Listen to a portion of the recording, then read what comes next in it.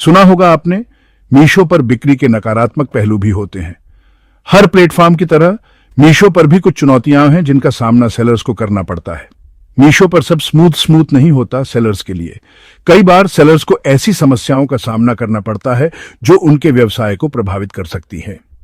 चलिए बात करते हैं मीशो पर सेलर्स को होने वाली कॉमन प्रॉब्लम्स की। ये समस्याएं न केवल उनके मुनाफे को प्रभावित करती हैं, बल्कि उनके व्यवसाय के संचालन को भी कठिन बना देती हैं। सबसे पहली बात, कस्टमर बेस लिमिटेड रहता है।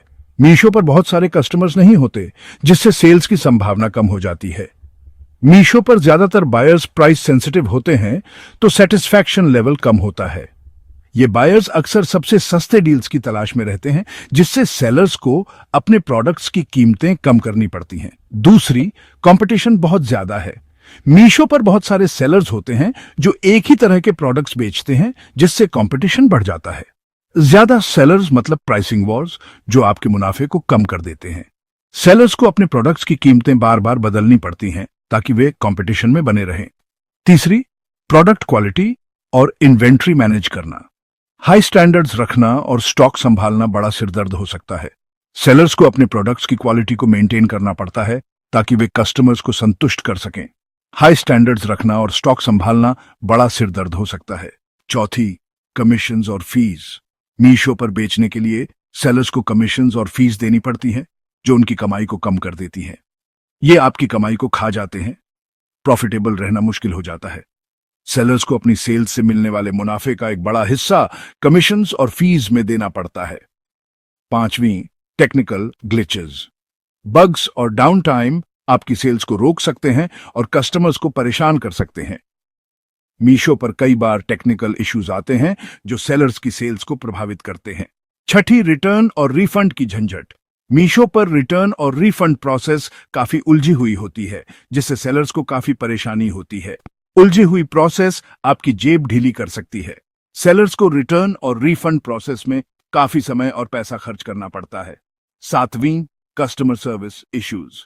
सॉल्यूशंस में देरी आपकी रेप्यूटेशन खराब कर सकती है। मीशो पर कस्टमर सर्विस की क्वालिटी भी एक बड़ी समस्या है। आठवीं, प्रमोशन अपॉर्चुनिटीज कम होते हैं। इफेक्टिव मार्केटिंग स्ट्रेटजीज बहुत जरूरी हैं, लेकिन अक्सर मिलते नहीं। मीशो पर सेलर्स को अपने प्रोडक्ट्स को प्रमोट करने के लिए बहुत कम अपॉर्चुनिटीज मिलती है। इफेक्टिव मार्केटिंग स्ट्रेटजीज बहुत जरूरी हैं, लेकिन अक्सर मिलते नहीं। सेलर्स को अपने प्रोडक्ट्स को प्रमोट करने के लिए इनोवेटिव मार्केटिंग स्ट्रेटजीज अपनानी पड़ती है। नौवीं, पॉलिसीज उलझी हुई होती हैं। मीशो के रूल्स समझना ट्रिकी हो सकता है।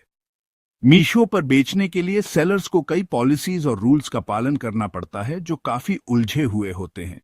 मीशो के रूल्स समझना ट्रिकी हो सकता है। सेलर्स को इन पॉलिसीज और रूल्स को समझने में काफी समय और मेहनत लगानी पड़ती है। आखिरी, कस्टमर फीडबैक का असर। नेगेटिव रिव्यूज हैंडल करना लगातार चैलेंज रहता है। मीशो पर कस्टमर्स के रिव्यूज का सेलर्स की सेल्स पर बड़ा असर पड़ता है। नेगेटिव रिव्यूज हैंडल करना लगातार चैलेंज रहता है। सेलर्स को नेगेटिव रिव्यूज को हैंडल करने के लिए काफी मेहनत करनी पड़ती है ताकि उनकी रेप्यूटेशन बनी रहे। तो बस, मीशो के फायदे तो हैं, लेकिन इन मुश्किलों से वाकिफ होना बहुत जरूरी है। सेलर्स को इन समस्याओं का सामना करने के लिए तैयार रहना चाहिए और अपने व्यवसाय को सफल बनाने के लिए सही स्ट्रैटेजीज अपनानी चाहिए। इन्फॉर्म्ड रहिए, ढंग से चलिए और आगे बढ़िए। मीशो पर सफल होने के लिए सेलर्स को इन समस्याओं का सामना करने के लिए तैयार रहना चाहिए और अपने व्यवसाय को सफल बनाने के लिए सही स्ट्रैटेजीज अपनानी चाहिए।